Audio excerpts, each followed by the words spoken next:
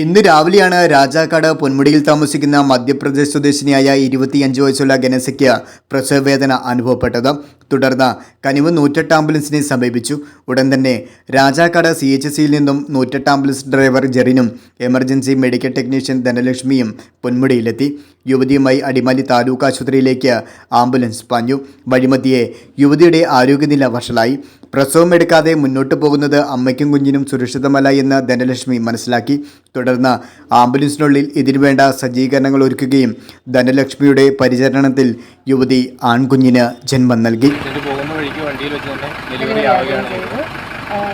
അതിന് വേണ്ട ഫെസിലിറ്റി എല്ലാം ഉണ്ടായിരുന്നതുകൊണ്ട് കുഞ്ഞിനെയും അമ്മേനെയും നല്ല രീതിക്ക് ഹോസ്പിറ്റലിൽ എത്തിക്കണം. ധനലക്ഷ്മി അമ്മയും കുഞ്ഞുമായുള്ള പൊക്കിൾക്കൊടി ബന്ധം വേർപെടുത്തി ഇരുവർക്കും പ്രഥമ ശുശ്രൂഷ നൽകി. ഉടനെ ഡ്രൈവർ ജെറിൻ തൊട്ടടുത്തുള്ള വെള്ളത്തൂവിലെ സ്വകാര്യ ആശുപത്രിയിൽ എത്തിക്കുകയും തുടർന്ന് അടിമാലി താലൂക്ക് ആശുപത്രിയിൽ ഇരുവരെയും പ്രവേശിപ്പിച്ചു.